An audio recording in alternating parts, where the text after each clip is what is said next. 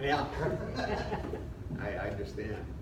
All right, so we talked about the normal nihilism that characterizes the world in which we live, and we talked about how that impacts the ability or the inability to shape character, because the argument that Hunter is making, following a McIntyre kind of argument, is that you need community to be able to establish the foundation to be able to do character. You got to see the connections here. This is really important because it gets to the heart of why you can't just start teaching character in the public schools.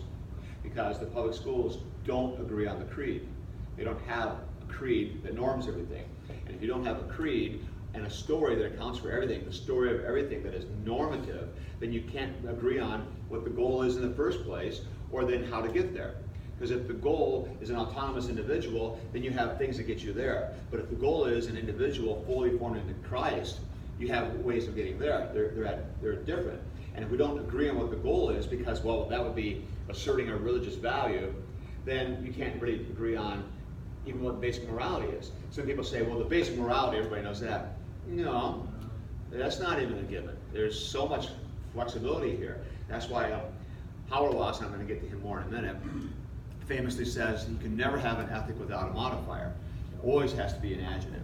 Is it a Christian ethic? Is it a Buddhist ethic? Is it a Muslim ethic? Is it an inner city gang member ethic? Everybody has to have some modifier to define the ethic. There's no just ethic general.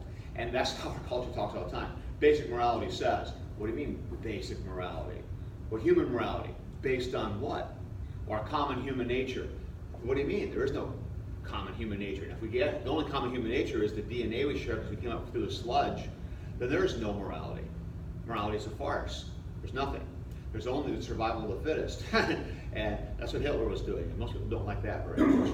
But that's all you get. There is no foundation for morality. This is the dirty little secret when it comes to ethics that McIntyre exposed in his book After Virtue in '84. And that was the gist of his book. That the ability to talk about ethics is gone because there's no longer a normative account of everything that holds us together and that binds us. And because we're nihilists. And once you become a nihilist and Nietzsche wins, morality is gone. And this is what Nietzsche knew. See, and that's why he talks about the Übermensch is the rare individual who has the guts to call it and then to follow through on it and to act on it. And then the herd doesn't like that very much. They find that, frightening. But the herd is just too stupid to know any better, to realize that there's no really reason to get out of bed. There's no reason to do anything. You just find some pleasure and you're done. Yesterday I mentioned Flannery O'Connor to some people. You guys familiar with Flannery O'Connor? Any of you? Yeah. She's that Southern novelist. And boy, I really like Flannery O'Connor. Her short stories are outstanding. She's a little dark, to say the least. And she was a Catholic gal and a little macabre too. But she's great. She has one of my favorite quotes of all time. She was talking to apparently some gathering of that rich people at some kind of gathering in New York City or somewhere in the East a long time ago. She's a Southern gal. Flannery O'Connor, so when you think of Flannery, actually I was in the South here.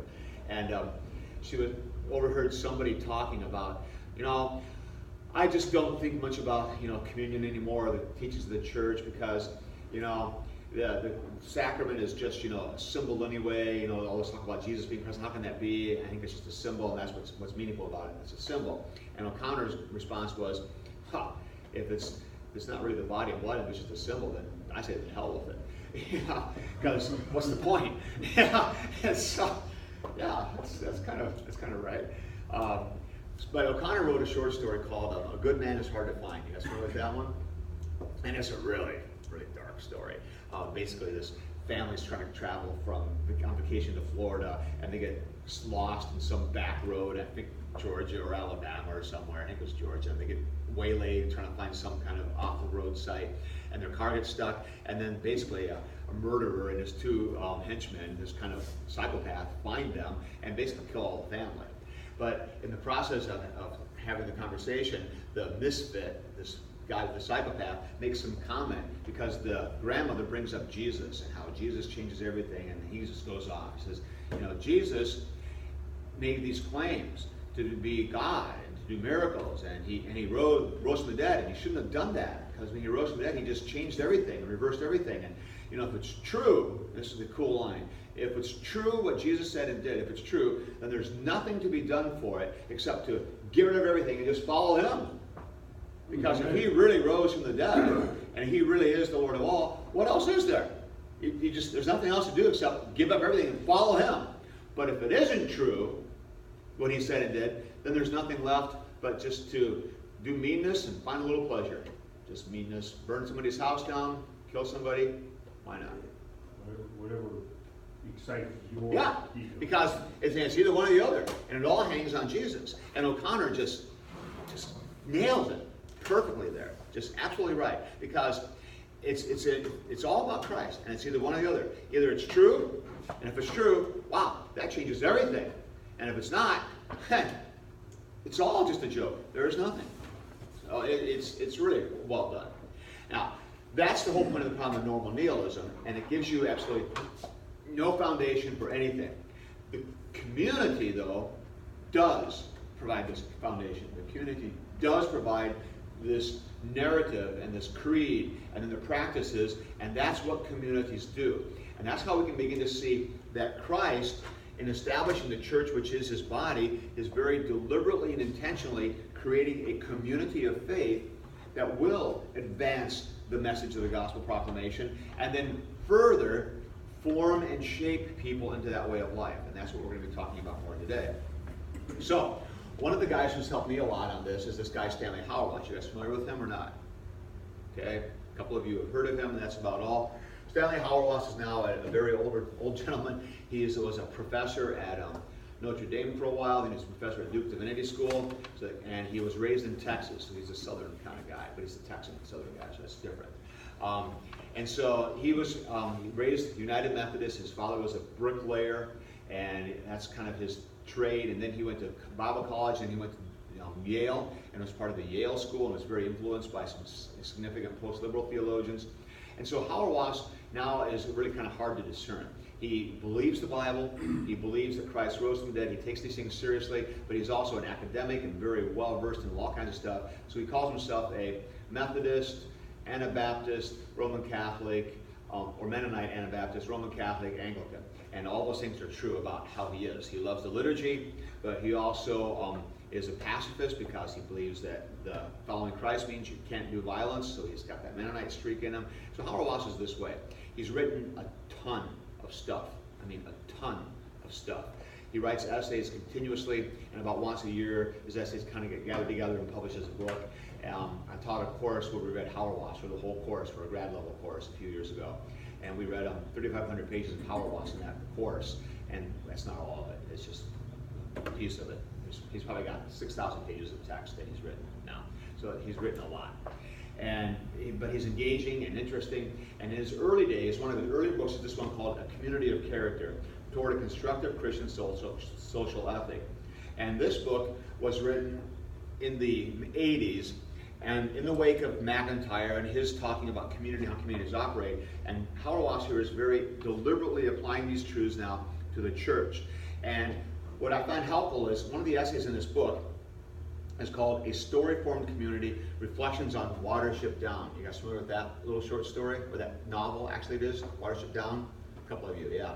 I read it to my son a long time ago when he was little. We still joke about Roo-doo-doo and Haraka. It's a story about rabbits living in a warren and their life together and how they function. And Hauerwas had the brilliant insight to take that story and derive from it Christian truth and truths about how communities operate.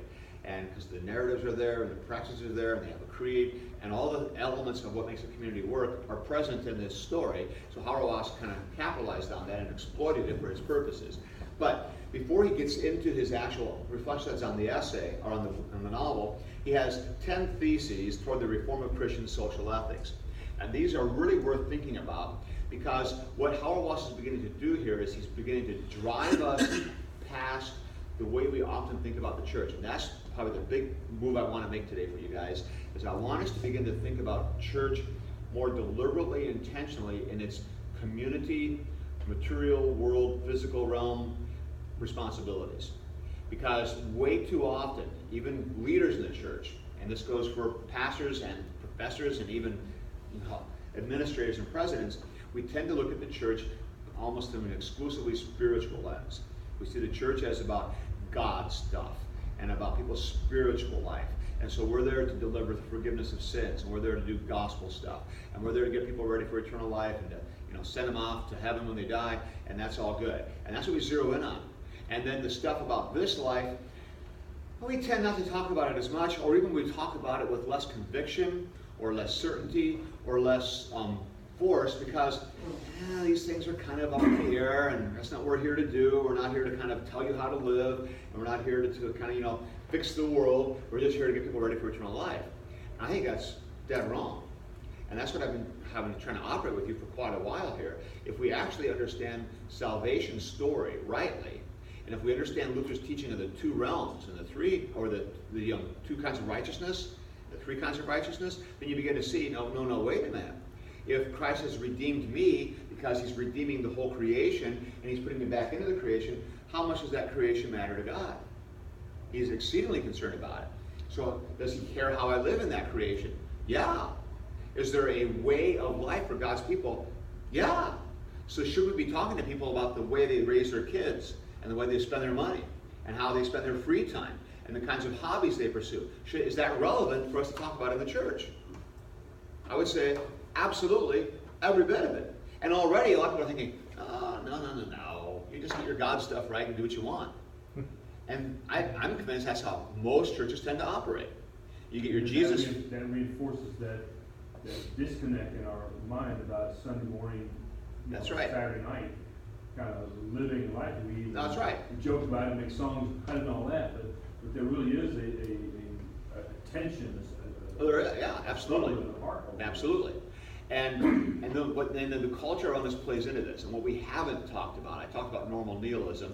I didn't talk at all about the culture of the therapeutic, the kind of the therapeutic mindset. And I want to just touch on that really quickly. Christian Smith, I don't know if you've heard of him or not. Christian Smith is another sociologist who did research among young people, and his book is called Soul Searching. Really interesting book. It's just basically reporting on his research. He did a longitudinal study of all kinds of young people all over the U.S., did interviews face-to-face and compiled all that information. And what he discovered, his argument is that most people who are going to church, even faithful Christians, really aren't following Christian worldview anymore. They're following what he calls moralistic therapeutic deism. Moralistic therapeutic deism. You guys heard of that? Yes. All right. This is where it comes from. Christian Smith coined the term. It's his term. And so a lot of people have picked up on this, but it's his term. And moralistic therapeutic deism is essentially it's the invasion of the body snatchers. That you have the outward look still of Christianity, and all the actions of the Christian church are still going on, but really no one's believing it. It's basically what Christianity's been boiled down to for most people is be good. He's got the five rules of Christian moralistic therapeutic deism is that there's a God, and he created you, put you in this world. He wants you to be nice and to be good to people. That's your responsibility, to be good to other people. And let's see what else. He basically stays out of your life unless you need something, and he otherwise kind of just stays out of the way. But if you have a problem, then he'll step in and help you out. And if you try hard and do your best, you'll get to go to heaven. Good people go to heaven when they die. And that's basically, and there's one other one, I forget it. Those are the tenets of moralistic therapeutic deism. So fundamental theology. Exactly. You need to be good, and you need to behave yourself, and there's a God, but he's not really that involved. But he will intervene when you want him to help. Other than that, he kind of steps out of the way. And the basic rule is just to be nice to people and to be true to yourself, to be happy. God wants you to be happy. That was actually the tenet. God wants you to be happy. God wants you to be happy, and you have a responsibility to pursue happiness. And so you got to be basically good, but the therapeutic means God's job is to make you feel better.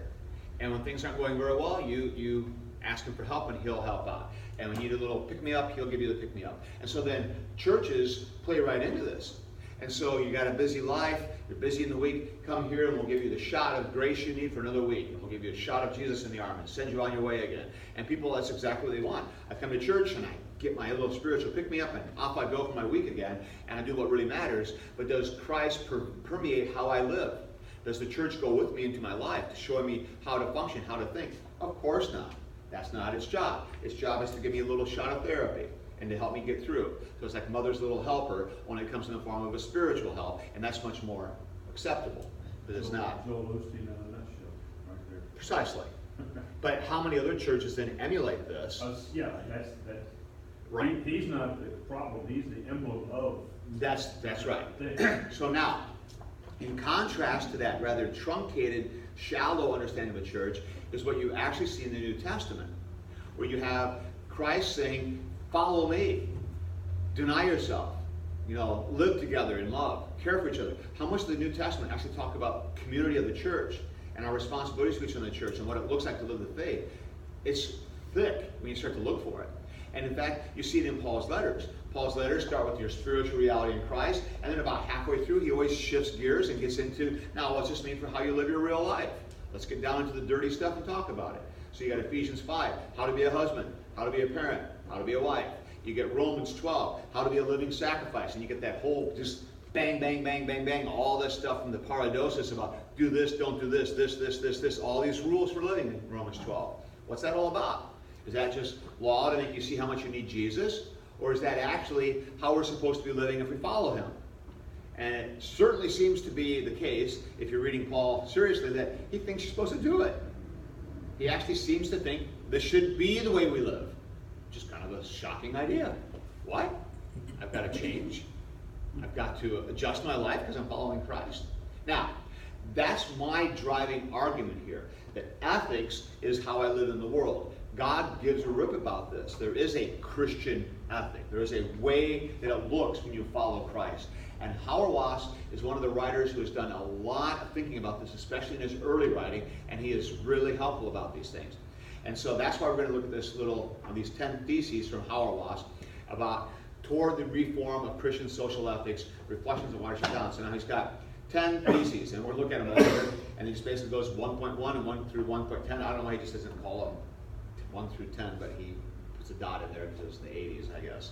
All right, so first one is the social significance of the gospel. Now, what he means by social significance is not just social reform or social agitation, like in fighting for women's rights or for racial justice. Those things are important, but what he's talking about more is simply the community aspect, the interaction. Social means people together. And so the social significance, is there a significance of the gospel for our lives together? And you would say yes. So the social significance of the gospel requires the recognition of the narrative structure of Christian convictions for the life of the church. So what does he mean by narrative structure? What he means is that the story of Christianity is an unfolding account of God creating, loving his creation, salvaging his creation when it sins, sending Christ who brings God's forgiveness and acts in this world doing miracles and healing. And it's not just for proof that he's God, he cares about his creation. And then his promise to restore all things through his continuing ongoing work in the church. That's this narrative story, this narrative shape. And so if we think about the church in terms of narrative, we see this story of God unfolding, and then we, the Christian people, begin to learn how we fit our lives into that story. And this is another huge shift in what I call the direction of the arrows.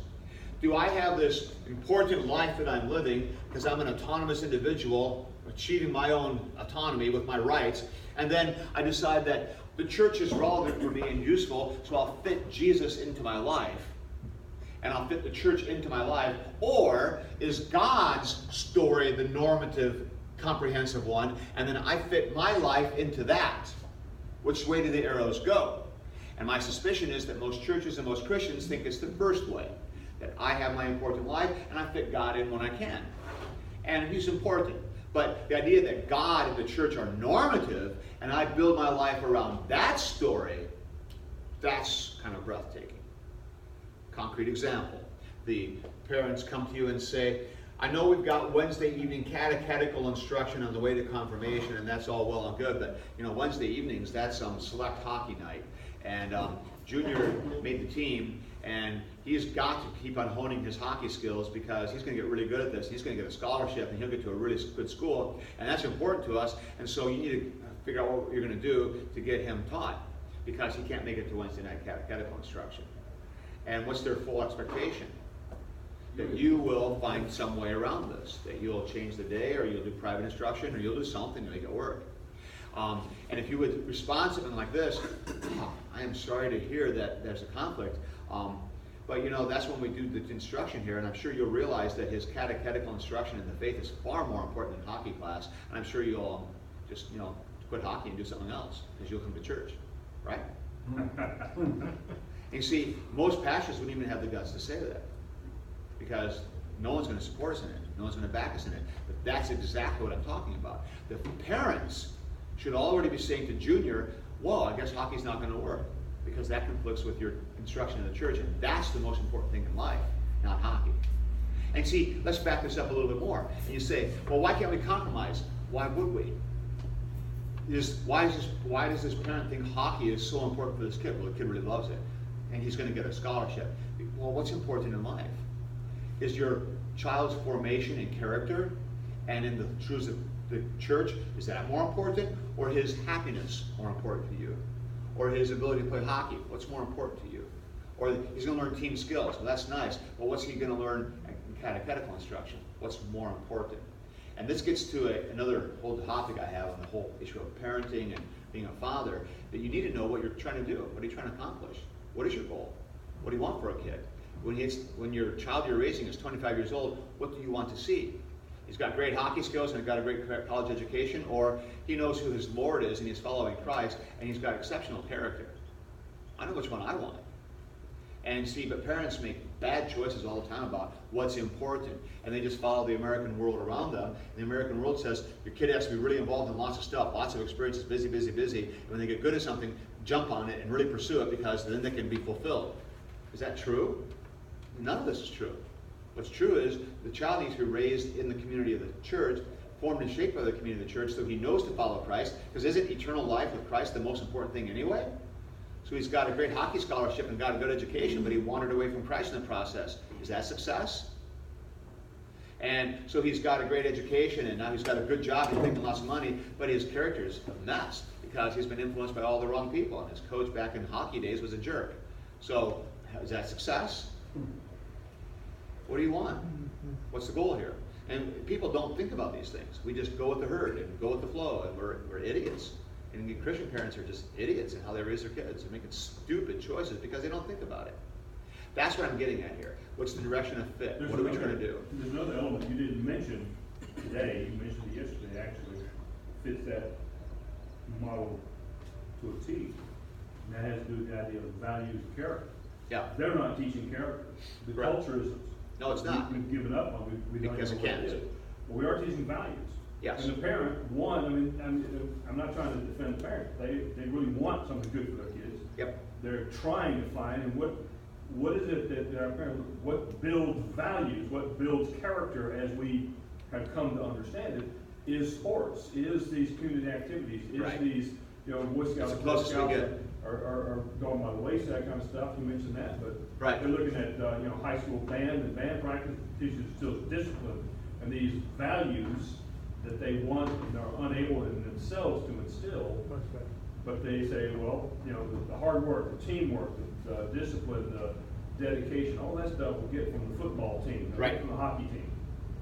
So, and the church isn't offering those things. That's right. To them. Well, that's because the church has become emaciated and has forgotten what its purpose is. You're exactly right. And so they're casting around looking for something to accomplish this task because they don't know how to do it. And then they're content just doing values instead of actually truth of this uncompromising story that encompasses everything. That's quite right. And so we settle for this a normal nihilistic way of life, which is really vapid, but we don't know any better. All right. Because we focus on the normal part Yeah. of it now instead of the nihilistic part. Yes. This is This is what we all do. This is normal. Exactly. Good. So that's the first one. We need to think about the narrative structure of Christian convictions. Second point.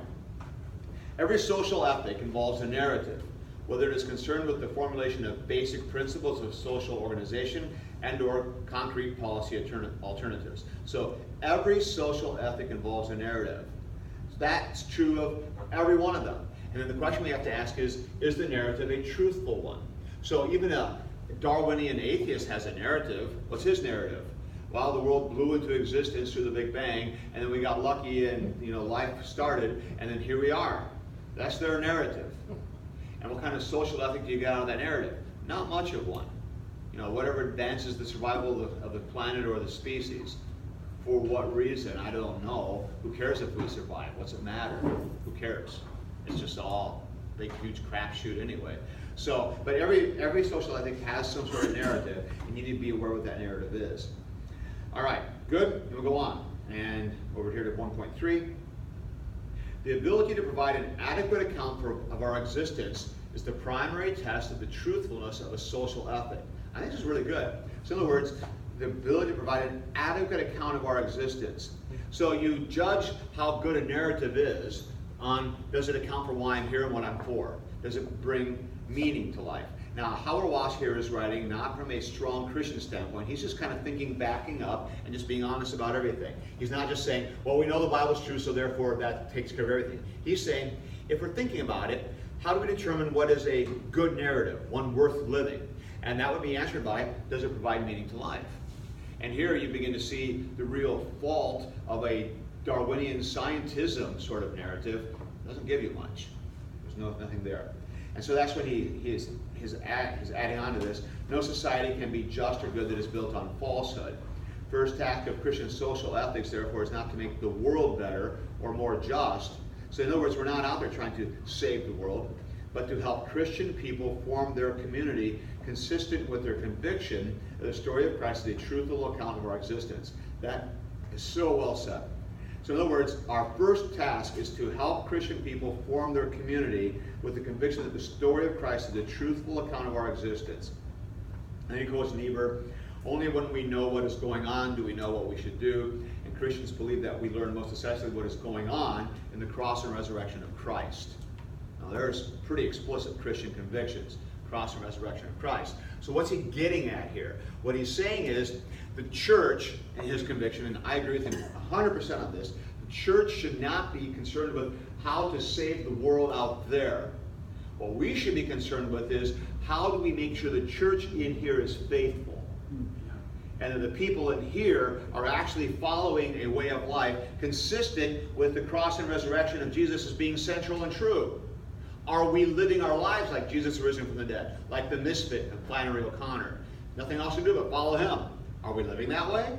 Are we teaching our people to live that way? Are we expecting to live that way? Or are we sliding into a moralistic, therapeutic way of just do good, and here's another shot of Jesus for your week. Have a nice week, everybody. See you next week. Or are we expecting them to be different? And my concern is I think a lot of otherwise faithful churches in the U.S. today are really concerned about how to save America, how to save the culture, how to get things fixed, and who are getting elected, and who's on the court, and all these kinds of things. We've got to save America. It's not our job. We don't have to save the culture. We don't have to save America. We don't have to make America great again. That's not our goal. Our goal is to make the church itself faithful. And frankly, I'm plenty concerned about that. What I tell people all the time is, I'm busy trying to make sure my own family's operating the right way, and I'm operating the right way, and then by extension also the church, and between my own family and the church, I've got plenty to be occupied with. I don't need to worry about trying to save America. Do I care about the world? Sure. Will I vote and act and agitate for things that are right? Sure. But that's not what's driving me. I'll do that on the side, but what's driving me is I want the church to be faithful. And I think it's high time for the church to be much more focused on, are we being faithful as church here, or are we just getting distracted with all kinds of nonsense, or at worst, just becoming moralistic, therapeutic deists? Okay? So. I know Mike and I, we have breakfast every Monday morning. Ever since you were a mentor, huh? Yeah, something Keeps like going. that. Good. And we get frustrated because, people come to church on Sunday, but you've got teenagers having babies. They do that? Yeah. And I mean, it's just a simple world, but they go to church, but that doesn't apply to them. Right. And that's something that's been a real struggle, and I understand what you're saying. Yeah. And I do a blog every day, and it was on 2 John, and I mean 2 John is not only talking the talk, but walking the walk, letting Precisely. it permeate your life. That's right. And that's the hardest part, and the biggest struggle is getting people to, not just go to church on Sunday and hear and listen and receive Yeah. the communion and the sacraments, but to try to let Christ be in their life. I don't know, it just seems like, the old adage, go to church on Sunday and Monday back to normal, Right. And I think the church has been getting away from that. And I know in my church, we've been trying to build a family relationship, and Good. I've got Good. youth that are basically kind of living at the church per se, because that's where they want to be. And it's bringing other youth in. Yeah. And bringing other people, and it's like their life, they have their family, but their life and their families are part of the church, and Good. it's what I've been wanting, but there's a lot of resistance in the church because of that. Those other, you have this group, and we kind of like, come on, be part of our group and all.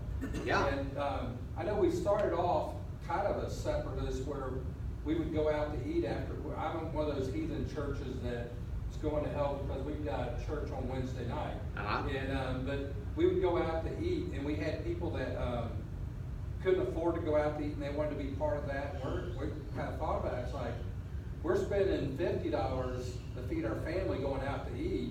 How about spending $30, eat at the church, cook, and serve all everyone? together. Yeah. And so the 5 families that were going out are now spending less money, Uh-huh. feeding everybody there on Wednesday night, and they're learning to, Outstanding. it's becoming a greater family. Outstanding. See, this is exactly the kind of stuff I'm talking about. That's exactly what the church should be doing. So that's outstanding. I'm really encouraged to hear that. That's great. So I'm not going to hell for having church on Wednesday night. Well, you don't have it on Sunday at all? We do have it on Sunday. Well, that's good. So you're just going to be in purgatory, that's the. I have no problem. I think a lot of the struggle that you're as far as people thinking that way, it gets back to what you were saying earlier, is an unwillingness, of pastors to actually tell them, or even pastors knowing, This is what you should do, the this is what you expectation. really should do. I mean, it reminds me of the line in Resident Aliens, Howard Watson Williman, where he said one of us is convinced that there's a whole lot of things that could be fixed if God would just call a whole bunch of insensitive pastors into the ministry. Yeah, what the church really needs to say is about 100 really insensitive pastors. Yeah, right. Yeah. Who just But part of the call like it is. we're living in I see, we're living in a backlash era, Yeah. where for a long time, the church did just that. It told people, this is how you should live, and they Correct. stood up against the culture and things like, the problem was in the church, was we did it for the wrong reason. Right, sure. We did this is how you get saved. Or it was in a judgmental, self-righteous kind of way. Well, sure, but Yeah. it was all about mixing the Right. the law and gospel, Sure, mixing the two kinds of turning it righteousness. into the two kinds of righteousness. The Yeah. way to be saved is how you live this world. Right, And, Luther's, those two were separate. right. But we, even in the Lutheran church, we did seem like, historically, we didn't jump on that bandwagon and go there. We just simply shut up and said, well, you're wrong, we're right, and let that divide grow Yeah. into it. And we became insular about it. So now we're looking at, why doesn't the world listen to us anymore? Because we retreated from it, and the whole, for lack of a better term, the whole Baptist world went to the law not in how to live our lives for the right reasons, how to live our lives so that we are acceptable to God and we're able to get to heaven. Yep. And we're in the backlash of that now, so when other people who are not Christian, or when those who still are in that mode hear the church say, this is how you ought to live, they're not hearing this earthly righteousness, Right. the second kind of righteousness, or first, Right. whatever it is. I get them mixed up there, but they're hearing in order to get to heaven. Right. They're still hearing those echoes in Right. that. And there's a problem we're gonna have to address and get over. Agreed. I had a question for you a moment ago, and don't mean to go, but you said this, probably I don't know if you re-quoted it or not, but if you wrote it down, I really wanted to write what you said down. The church is not to save the world out there, but is, It's got to be focused on making the church faithful in here. Is the church actually living according to the life of Christ? Are we living according to the narrative? Do we actually expect people to norm and shape their lives around the Christian story? And so instead of worrying about saving the world, we need to be focused on making sure the church is being faithful. I've said it different ways, but you can put it that way. That's good. All right. You started out, okay, so the pastor talking about how we live our lives, and from what we learned yesterday, well, that's different than what the people sitting there know, because it's all about me and my choice. How dare you? And so I'm going to put up a natural barrier or put on a mask, because that's my defense of how I've learned in society to guard against this thing that's happening. Yeah. And so the population is going to do that, I guess, in defense to the pastor. But then until you got to about your last 6 sentences you talked about, where the church has to be faithful to what it's doing, in the first 3 points that you've got up there, I was remembering from yesterday and put Green Bay Packers into it, and that still was Green Bay Packers until your last 6 sentences, and that's maybe the distinction and the advantage that the church. The church, there are lots of communities that do lots of things and form and shape people, but the question has to be what is the true narrative? What's the right narrative? And the claim we make in the church is Christ is God's truth. This is the truthful narrative, and it's comprehensive and exclusive. There's no other narrative that competes with it. Because otherwise, and it's not just pick a narrative that works for you. Well, otherwise you put Green Bay Packers. You know, I was there in the game in 07 where everybody froze in the stands, and you know, they've got their. Oh yeah, no, absolutely, they've got all that. But the question is it a truthful narrative or is it a false narrative? And I would make the argument it's a false narrative, because it doesn't cohere with ultimate reality. It doesn't cohere with truth. And the truth is, of course, all hangs on Christ's death and resurrection. That's the difference. Yeah. Is there correlation to length of church service? I mean, in today, you're trying to compress and get it under the Lutheran hour, you know. 45 minutes is good. And we think about Luther, just his sermon was longer than the hour, you know. And people would go to church and they expected to be there all, you know, pretty much all day, picnics and all that. And they didn't want to travel 10 miles by horse just to sit there for an hour, you know, get out before the football game. But I see the world just trying to compress God. There's like I don't know, 167 hours in a week. I think. Well, even in the very inception of the Lutheran hour, it was a 30-minute show. Yeah. No, but this is back to the question of the direction of fit. Are we trying to fit the church into our lives, or are we building our lives around the church? And so the length of the service is another indicator of that. Absolutely. Because I know I've had people say, you need to get the church service down to an hour, and I said, I have no interest in that. Right. And they just don't know how to take that. And I said, you know, my sermons, they're not a 5 or 10 minute sermon like a lot of places are doing it.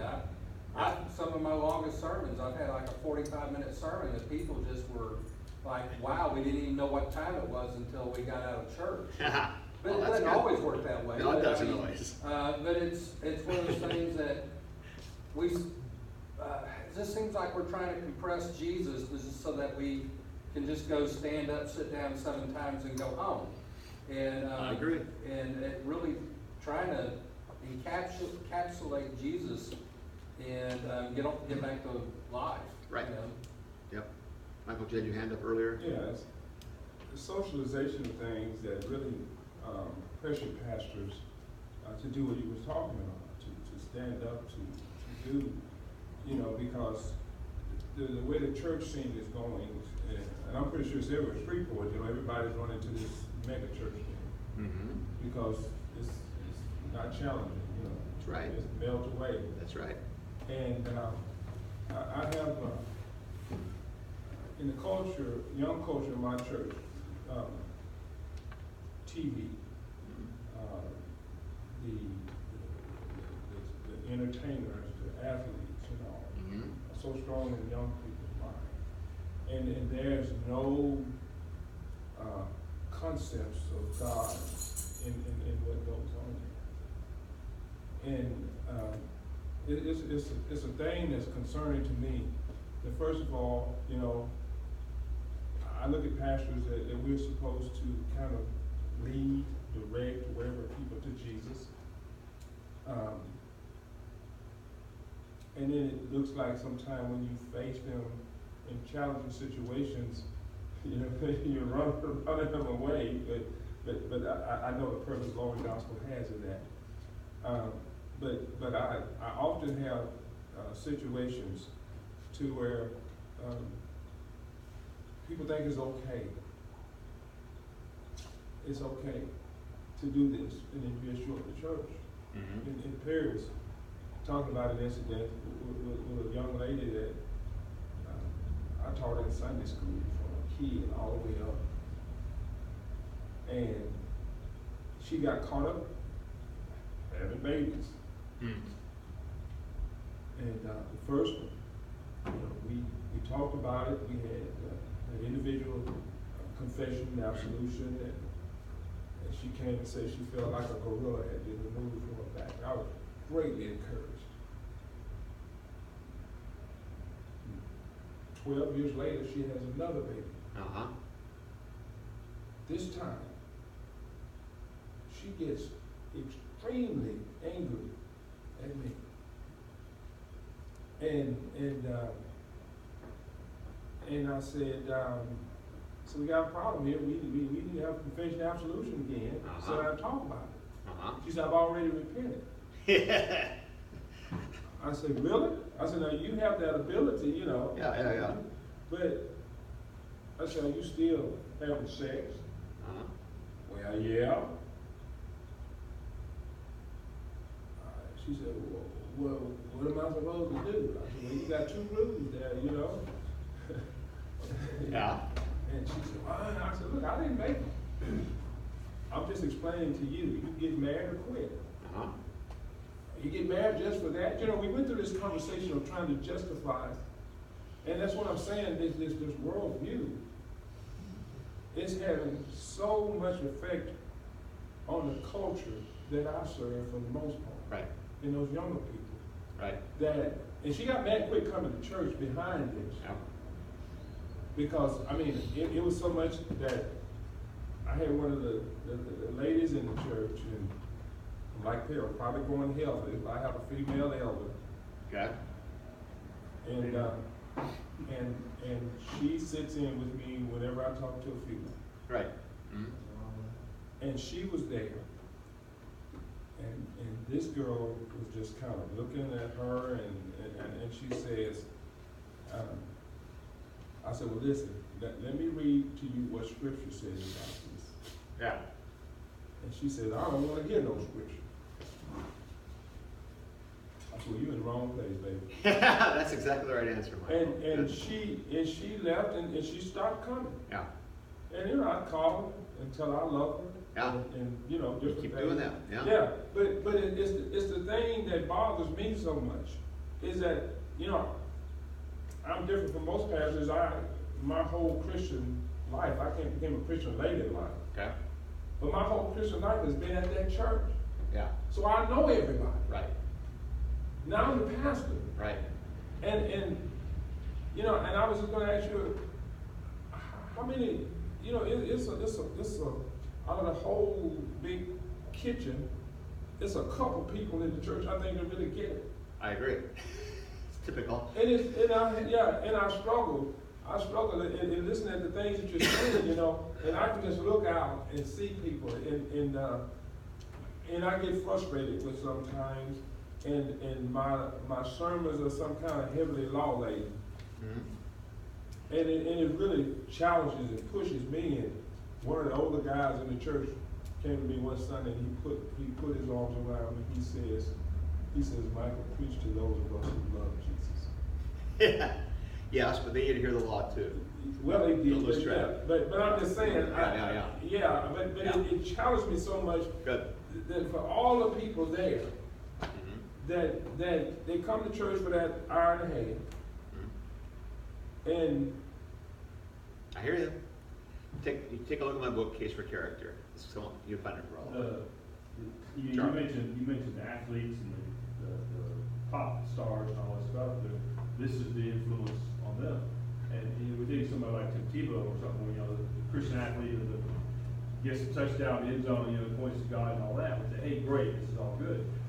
But it strikes me that what I'm hearing you say here, we're approving of this, but that very thing reinforces, you know, I'm going to give God the credit for the good things I did, rather than I'm going to submit my life to God, do the good things He wants me to do.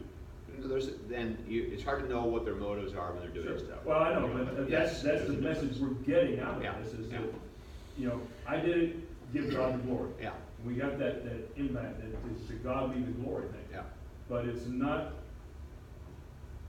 yeah, you've heard the argument, does God really care that you're scoring touchdowns on Sunday morning or Sunday Yes. afternoon? Yeah.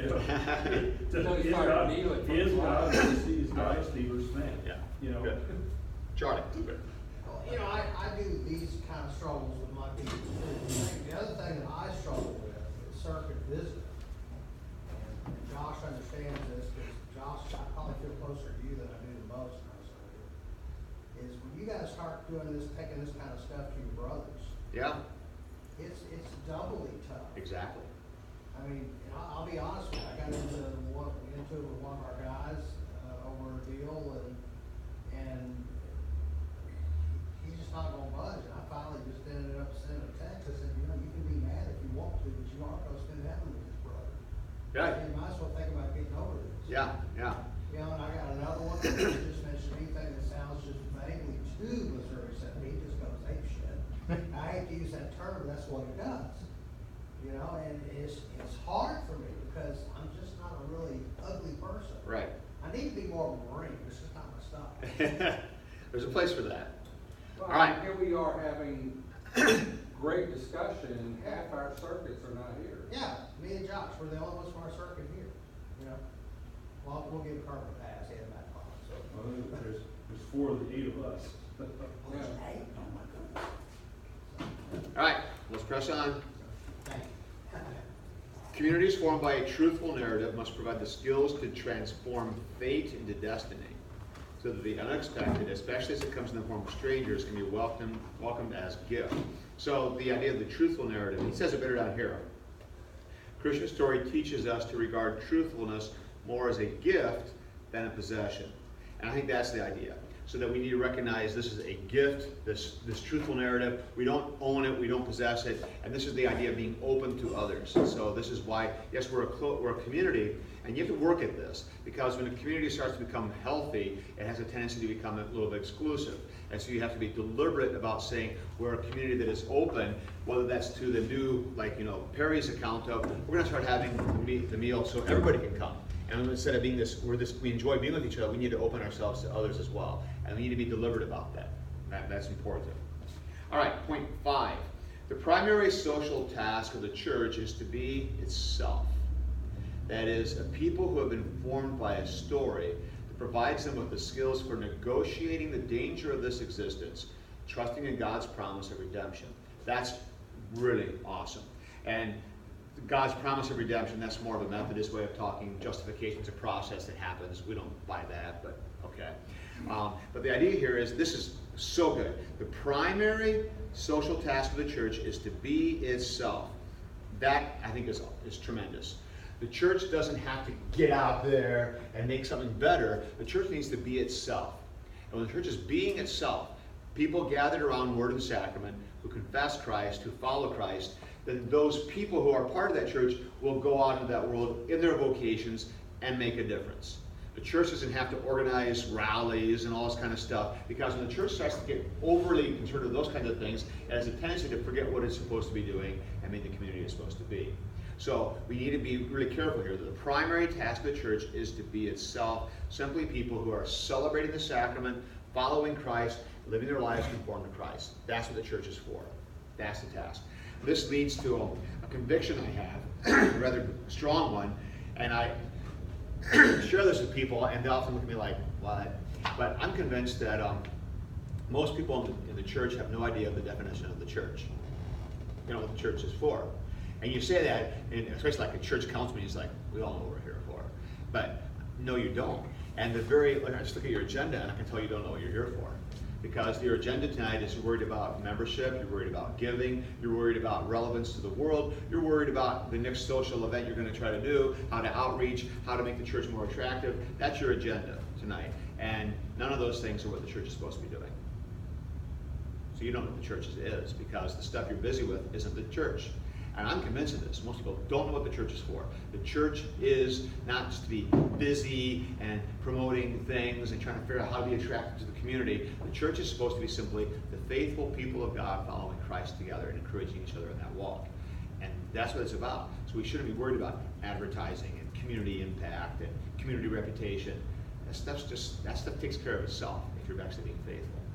And if you want corroboration of this, go back and consider for a moment the churches in the 1st, 2nd, and 3rd centuries before the Edict of Milan changed everything.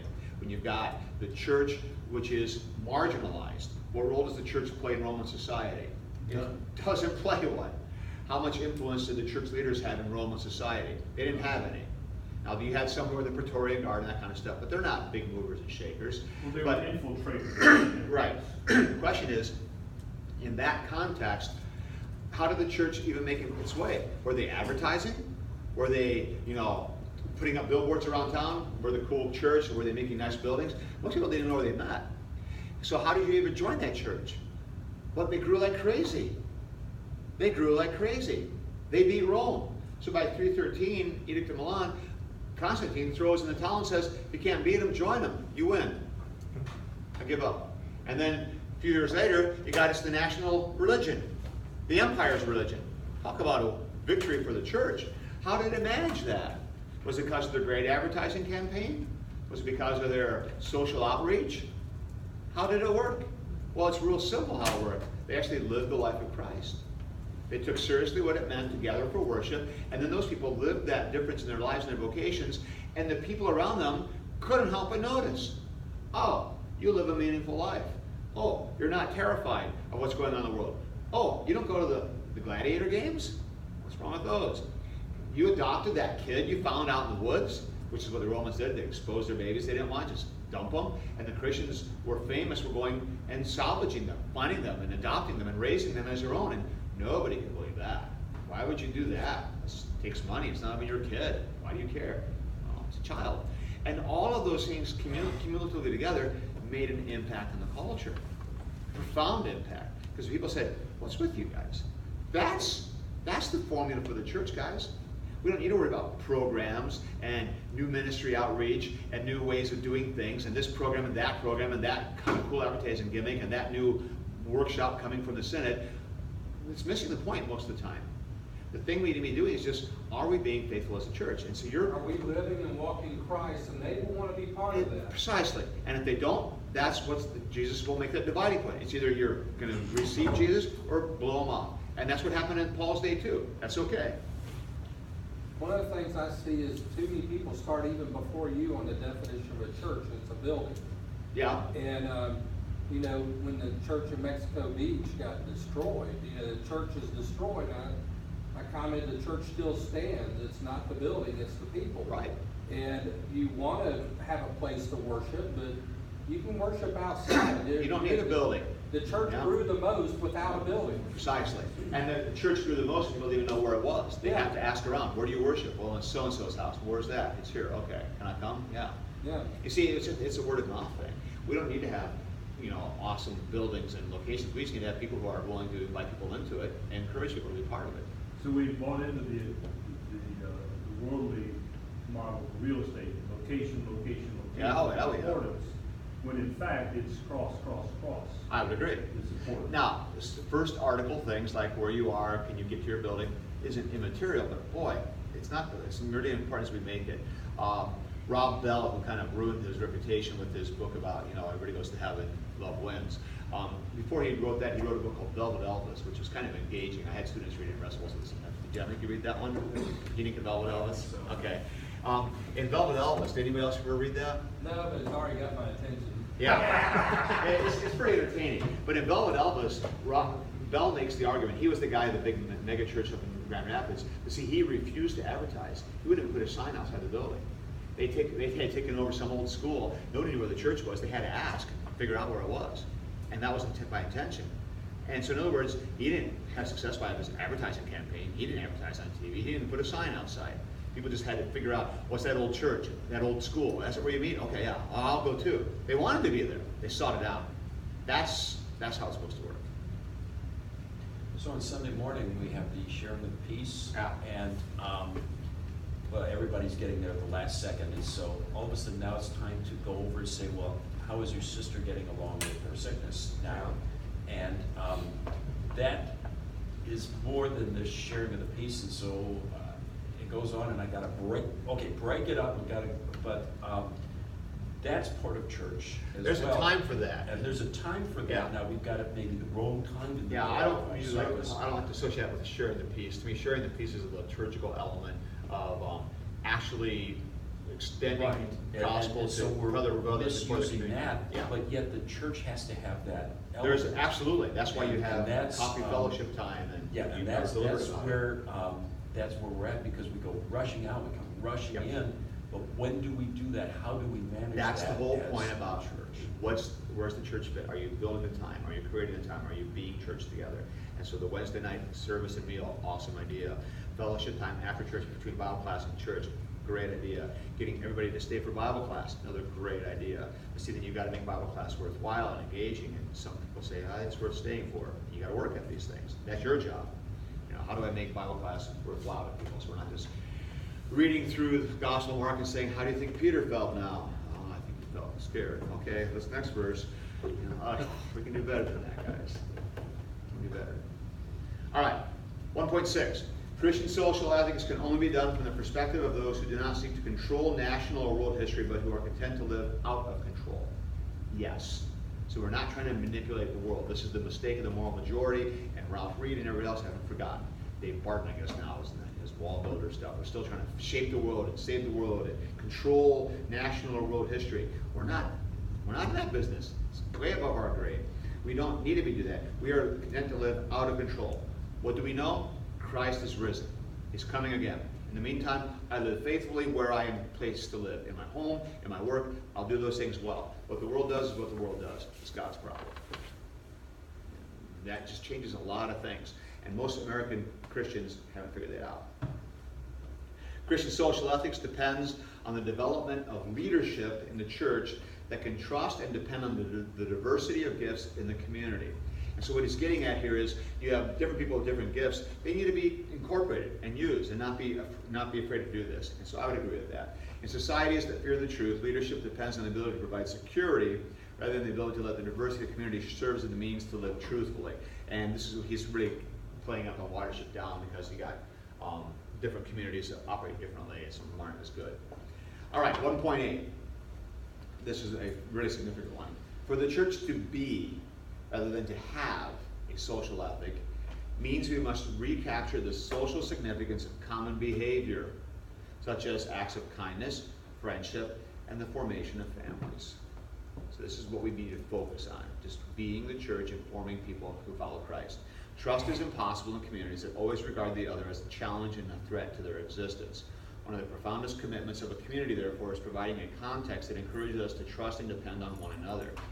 Particularly significant is a community's determination to be open to new life that is destined to challenge as well as carry on the story. Good? Two more. In our attempt to control our society, Christians in America have too readily accepted liberalism as a social strategy appropriate to the Christian story. Wow. That's a whole other seminar. And that's the book by, I mentioned Patrick Deneen before. And his book is called Why Liberalism Failed. I pre-ordered the paperback. Paperback's coming out mid-November, so it's significantly more affordable. I'm sure it is. That's a good idea. It's not an easy read. He writes at a pretty high level, but you'll enjoy it. I cranked through this thing a few months ago. It's a really good book. And what he means by liberalism then is the same thing. This is exactly what Hauerwas means here. And liberalism essentially is a synonym for Cartesian enlightenment. which you all know very well now because you spent a long time on that yesterday when we were working our way through Edwards. And so the Cartesian Enlightenment, that's what he means by liberalism. This is the problem with liberalism, is this Cartesian Enlightenment liberalism, and Americans think this is a strategy appropriate to the Christian story. We think that somehow we need to meld these and make these coexist, and how can we make this work together? And I would argue you can't. And that's what Hauerwas is arguing. They aren't compatible. They're at odds. Hauerwas has been beating this drum his entire academic career for like 50 years or more. And he's right about it, but it's just hard to hear it, and it's hard to believe this because we're so lulled into thinking America's Christian and Christian is America and it all works together well, and it just doesn't. And so we, in our attempt to control our society, Christians have too readily accepted this as appropriate, and it's not. And finally, his last point, well, let me just hear how it was in this. Liberalism in its many forms and versions, which includes conservative forms and versions, like conservative movers and shakers in America, they're liberals. So you have to realize this. Rush Limbaugh is a liberal, which sounds, that's totally incongruous. But he is. Yeah, but he is. He's a liberal because he is a Cartesian democratic republic who believes in the inherent rights of individuals. He does. And he's said enough that I believe he's probably also considers himself a Christian, but he doesn't see the incongruity there. And he is exactly what 1.9 is talking about. We think that this is a social strategy that works with us. Well, it doesn't, but that's hard to come to that realization. So liberalism in its many forms and versions presupposes that society can be organized without any narrative. That's the big problem. We don't think we need any narrative. No. We don't have to pick one that's true. We're not going to choose the Christian one or the Muslim one or anyone. We're not going to have any sides here. No religion established. And so everybody can just do what they want. Well, that means you're going to fall apart. We're building our own story. Yeah. But see, with the society can be organized without any narrative, it is commonly held to be true. This is exactly the argument that Hunter was making in Death of Character. Right? Okay, so you've seen the connections here between all these guys. As a result, it tempts us to believe that freedom and rationality are independent of narrative. That is, we are free to the extent that we have no story. Liberalism is therefore particularly pernicious to the extent that it prevents us from understanding how deeply we are captured by its account of existence. In other words, we think you don't need a story, that we can all just get along as being all human beings. No, you can't. It's a lie. But our culture has completely imbibed that lie, and we don't know any better. All right, so then this last one. The church does not exist to provide an ethos for democracy or any other social organization, but stands as a political alternative to every nation. A political alternative. And we need to talk about political here in a minute. Witnessing to the kind of social life possible for those that have been formed by the story of Christ. See, what Hauerwas means here by political is not Robert's rules or who's going to run the next convention, next synodical convention, and there's too much politics in the church. It's not what he means now here. He means political in its deep sense of the polis, and the polis being the body, the community. So polis, like Athens, was a polis. So you have the whole community gathered together, and so a political alternative means a way of life, a community. That's what he's getting at. So the church needs to present itself as a political alternative to the polis that's out there. We need to get serious about this. So that's Hauerwas. I think he's quite relevant. I think it's very insightful. And like I said, this is an old essay, but man, it still is, I think, spot on and really speaks to the situation we're at today. All right, so any other quick comments or thoughts there before we press forward? So let me mention one other guy here quickly before we shift gears a lot. And I want to mention, I think I did mention him before, but I want to call more attention to this. James K. A. Smith. I already talked about Christian Smith, Soul Searching, the moralistic therapeutic deism guy. James K. A. Smith, any of you heard of him? Okay. He's written several books. He's got this threefold series called Cultural Liturgies Project or something like that. I think that's the name of it. His first book is called Desiring the Kingdom. And then he's got another one that follows up with that called Imagining the Kingdom. And then he's got, the last one is now, I think it's called Awaiting the King or something like that. And that one he just came out with, and that was far more political than the other two. And it's interesting, but not as maybe good. The point that Smith is making, he's a Calvinist teaching at Calvin College in Grand Rapids, Michigan. So that's where he is. And he is a guy who's he's contemporary right now writing stuff. He's kind of really hot and really in vogue, and people are really engaged with him. But he's doing nothing more than saying what Howard Ross and McIntyre have been saying for a long time. And what he focuses on especially is what he calls cultural liturgies. And this is why Smith is useful and why I'm bringing him up, because he helps us think about the church, especially when it comes to the idea of the practices of the church. And those, remember the rites and rituals that I talked about? So by cultural liturgies, what Smith is pointing out is we are all always participating in these different kinds of communities. And we need to be asking ourselves, are these truthful communities? That's Hauerwas's point. But what Smith is getting at is, just by living life out there in the community of the world, we participate in liturgies of that world. He uses the example of shopping as one of these. So, and this is harder to, because it's changing, but we still kind of do these things, where you go to a store, you look for the right stuff, you take it to the counter, and you know how it's going to go. The person asks you, who helped you today? Did you find everything you're looking for? And then you give them your card, and you pay, and you get a receipt, and you get the bag, and you carry it out. He says, that's a liturgy. That's a liturgy. That whole rite is a liturgy. And it creates things in you. And that's why people love to shop, because it just gives them a good feeling carrying that bag out to the car. Look, I found this new thing. And it doesn't matter what they bought, they just went shopping. That's a liturgy. And it has a way of forming and shaping you into being a consumer, how you think about goods, how you think about stuff. And that's he's saying as a social liturgy. Watching a football game is a liturgy. The way what you eat, how you act, the kinds of rituals you go through. And all these things become liturgies. Going to a baseball game, that's a huge liturgy. And watching, high school graduation, or going to a high school hockey game, going to a band concert. All these things become liturgies, a part of what he calls our social imaginary, that help to shape and form how we function as a people. And so what Smith is getting at, and the application is, in the church, we need to be even more aware of how the liturgies we do are shaping and forming people, and work hard to work to overturn all the exposure they're getting during the week. And this is the argument that Josh was kind of getting at yesterday. I would agree with this. This is why consistency in liturgy and the faithful practice of the word liturgy doesn't mean you have to do page Divine Service 3 every week without alteration. And doesn't mean you have to just use one of the 4 services in LSB and you can't use anything else. But it means there needs to be a deliberation and a consistency and a intentionality behind what we're doing and why and how this is forming and shaping people. Who is God? What are we teaching people about God by how we worship? What are we saying about who we are by how we worship? How is this liturgy impacting our people to think differently about their connection to the community? And so that's where, again, practices and the rites and rituals are essential to the life of the community.